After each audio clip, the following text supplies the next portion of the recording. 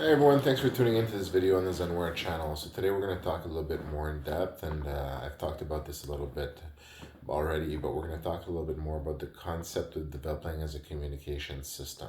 Okay, we're talking about actual practice of Zenware. So what you're practicing as a communication system is your ability essentially to communicate, okay, as a being from one being to another, okay, or to communicate also from what you see or what you experience through all your senses, okay? And these are the steps. You have your receive, okay? So you want to develop, okay, your ability to receive, okay? So depending on your ability to receive and how developed it is, so is increased is your capacity to receive any information, okay, that'll be basically communicated to you, okay? Any information that was basically transported to you in any method that was held in a container, information is held in containers. Some containers can move around, right? Move information around, okay? They're different processes. So basically, you look at that, your ability to receive, okay? Then after that, you have your second stage, your ability to hold, okay? And don't forget, your ability to receive is based on your development, right? Because you think, your personal development. So you develop, so you have a greater ability to receive. And one of the things you can receive and that you receive all the time that gives you life as a deva is the energy of God, the light, the energy of life that's within you, that's granted to you as a living being, that is given life by God, and that is supposed to be good and go and have eternal life in paradise and all these things in heaven. Okay, so increase your ability to receive the light of God that's given to you, the light of life. Okay, uh, that's what you're working on. Then you have your ability to hold. Okay, so to hold all information you experience and all that. So your ability of your that could be the development of your mind, for example, your ability to hold that information. you know so you have that ability, so you develop your ability to hold that information, as you move around, as you carry it about, okay, as you are basically bringing it holding or transporting containers that contain information. But what we're looking at specifically, yes, is looking at your being itself, the information that you obtain through your senses, that your ability to hold it. Then you have your ability to hold it, and when it's within you, that information that's within you, that you're basically holding, right? Your ability to hold it pure. So the light of God, for example, to bring it back to that example that you take in, your ability to hold it and to conserve it pure as you move around, right?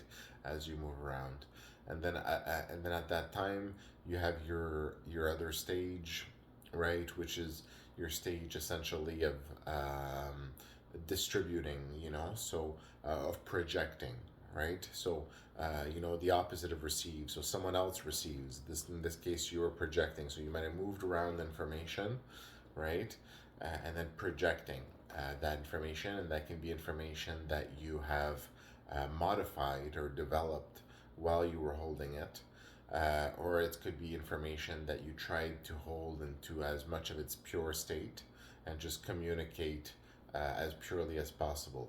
And then, based on the capacity of your projection, so for example, how well do you communicate with that information that you're trying to communicate? How well, and the capacity of receiving of the other person that you're communicating with.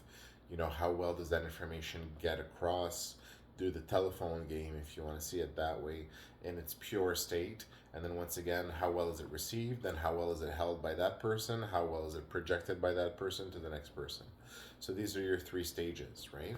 So what you're looking at here is your ability to receive. Now, how do you practice these things, right? You practice these things in all the developments that we have in our life.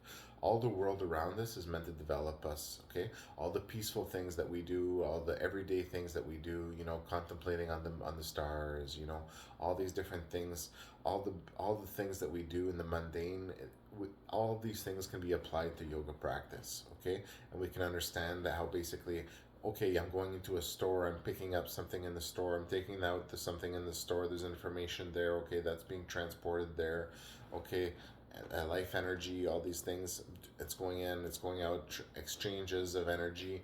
And then you have hubs where more exchanges are taking place, which are basically energy hubs, okay, and all these things. So you start becoming more conscious of these things through yoga, through your yoga practice, okay. But how do you practice it in real time? So how do you practice connecting better, right? Because what you're developing is being a communication system, and a communication system connects, right? Connects. So how do you develop as a better communication system that connects better? The communication process is done better, and more efficiently, more perfectly, with less loss of the purity of the energy that you're trying to communicate. Okay, and how do you develop that ability as a communication system to connect more efficiently, right? To be more efficient. So at that point, what you're looking at is developing your ability to connect. So how do you develop connecting more efficiently? Okay, and here is a very important trick, and this is actually the technique that I used when I saw Brahman. Okay, so Brahman, I was using this technique, and everything faded away. I had an experience of another Loka, an experience with open eyes. My eyes were open when it happened too. Everything right, and basically it was a silver pool of water. I was above it, Para Brahman, a silver pool of water, right, and the drop falling in the water, right? And that's what's called the experience of seeing Brahman, right? If you even look on Wikipedia, funny enough, the picture that they show you is a drop falling in water. Okay, so at the time I didn't know many of these things at that stage of my practice. Although I knew it, but I didn't know what it was called. I knew it from experience, all these things. So I had looked up, and I had searched drop falling in water. What is this experience I just had, right? Drop falling in water. Understanding that it's my intention that's falling in the water, and then basically that intention is creation, and it's basically the change, the ripple in creation with your intent, and the change that it does in Brahman at all the different levels of up and down of Brahman, and on the side too, right? The drop changing the vibration in the water, right? The growth of Brahman. And so I didn't know, I knew all this, but I didn't know what it was called. So, so I searched that, and then it came to that, and I say, hey, there you go, there's the picture. That's exactly what you see, right? So, but that was actually, interestingly enough, an experience I had after enlightenment. And enlightenment is definitely the most mind blowing experience. Full enlightenment at all the levels of enlightenment. So, how do you practice? How do you practice? Okay, what is the trick? You want to practice this communication system. Okay, so you want to practice your ability to communicate, and what do you connect to every day? Okay, what do you connect to every day? Okay, in a consistent way that you can practice on and meditate on. The earth or the ground. Okay, you're a being that's pulled towards the ground through gravity, right? There's always something under you, right, that you're pulled to, except if not, but okay, the gravity, right? So what are you meditating on? Okay, and in what way? You're connecting. So what do you want to do? Usually, when you're standing up, you're connecting with 2 feet to the ground. If you're in a car, you have four. The bottom of both 4 tires that touches the ground, right? But if you're standing up, you're touching with 2 feet. Okay. If you're sitting down, cross-legged on the butt, you've got a much wider connection surface. Okay. If you're standing on 1 foot, you have a much more narrow connection surface. Okay. So what you can practice on is how much surface is connecting to the ground underneath you. Okay. And what I recommend, okay, personally, is for enlightenment, where you want to have the most widening experience where you go beyond what is possible, beyond this enlightenment experience. Okay, what I recommend personally is to practice all of these different techniques to see which one is right for you. Okay, you've got the one where you've got your butt and you're sitting on the floor, meditation posture, potentially half lotus or full lotus. I personally got enlightened in a half lotus position on the ground. Okay, in this type of position, like this, half lotus position on the ground. That's how I got enlightened. But when I saw Brahman, it was on one foot, right? One foot, one leg standing, with the other leg crossed at my knee, crossed over at my knee, right? And that's how I saw Brahman. Okay, I will also add, okay, that some people in the stories get enlightened on 2 feet, standing. So practice each one, see which one is right for you. So incorporate all of those into your technique, but find a consistency in your technique through all of those processes to bring them all together so they're all part of the same practice. And that is where you look to the breath. Okay? Now you look at the breath. What you want to do is you want to maintain a constant method, path, technique for the breath. And in Zenmora, the breath that is suggested is the 4-second breath. 4-second no air, 4-second in, 4-second hold, 4-second exhale, 4-second no air. Continue that process, okay?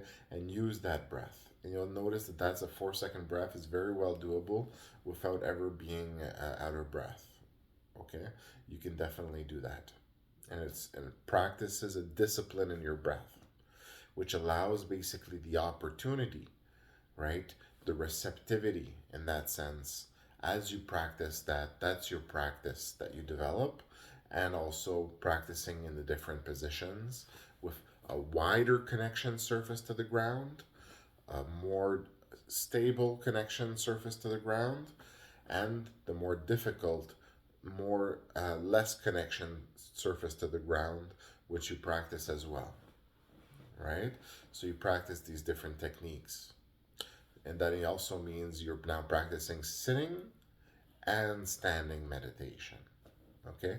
And you can see right away, if you're trying to develop a greater understanding of things, right? A greater understanding of enlightenment, the understanding of all things, union with divine, all that. Does it make sense logically that you would just practice one technique, right? And limit yourself to one technique? Or does it make sense that you would keep practicing the one technique, but you would also practice other techniques that you would keep practicing as well, right? To expand yourself, because you're trying to expand your understanding, expand yourself, connect with everything, expand. So you're not going to limit yourself in your practice. You're going to expand in your practice, right? And then your practice basically comes with more of a maybe curiosity at the beginning, and that may be there all the way. And then eventually you get to levels where you have developed where you're now able to move at very quick speeds, from one realization, one development, one important moment to the next in your practice, in your sadhana, and you're now able to do those consciously, right? And direct your practice and direct your sadhana and its results. So you have stages where you're less able to direct that, depending on the practices that you're doing. And then you basically keep practicing those techniques, right? So look at it this way: a larger surface of connection to the ground. You're sitting, your whole bottom of your body is connecting to the ground. A wider way of connecting. Okay, looking at it this way: the tunnel of your tunnel might be wider now. Okay, because you've got your whole bassin, your legs spread out and all this thing. So your tunnel of connecting is now wider. That's good for widening your ability to connect, because the connecting tunnel through which you connect is wider. Okay, but the other techniques, are different techniques. Although you're looking at narrowing the connection tunnel. right? So what you're looking at, potentially having a potentially a narrower, more specific experience. Okay, so you can look at it that way. So I would definitely say to everybody, you have to practice sitting. Sitting is a very important practice of meditation and yoga. You know, sitting, and then you also have sleep. I guess you could say, well, do we widen our tunnel if we lie down? And I say, no, if you lie down, you fall asleep. But lying down is great too, right? That's a good one. A yoga practice just at the end, maybe of your yoga practice, just relaxing, and then visualizing golden light coming from above and filling your body in the sitting position, and you can do that in the lying position too, and just relax a little bit. That's really great. What you're looking at, when you're practicing these kind of practices, like the golden light entering your body, at the end of yoga, at the end of all your practices, which is a thing that I recommend in yoga, you know, and during your practice as well, not just at the end of your practice, while you're doing different positions, and the golden light that enters your body, right? Because the golden light that enters your body, you're practicing a connection between yourself and the golden light. And what is the golden light? The golden light is the golden light of life, the golden light of God, right? That's what it represents. So you're visualizing that golden light, which exists at other lokas, coming into your body, at different stages that you're in your life, and different practices that you're doing, right? So as that golden light comes into you, you're connecting to that golden light. So you're developing your ability to get more of that golden light, and to store more of that golden light within you, and to share more of that golden light with all the world around you, right? Your ability to connect, to develop, to as a communication system. So that's a very good practice as well, the golden light visualization.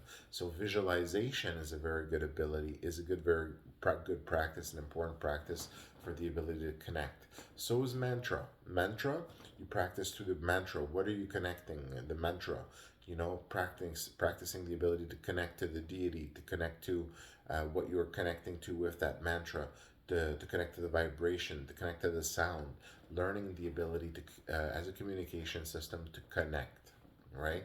So mantra is very good as well at that level. When you're looking at all these practices, there are many practices that you can do, and I think for today we'll leave it at that, so that it's not too long a video. Still approachable as a video, but do come back to this video, and do if you choose to, and do understand that as a practitioner of yoga, this is what you're trying to do: develop as a communication system, and develop your ability to connect, okay, to other communication systems.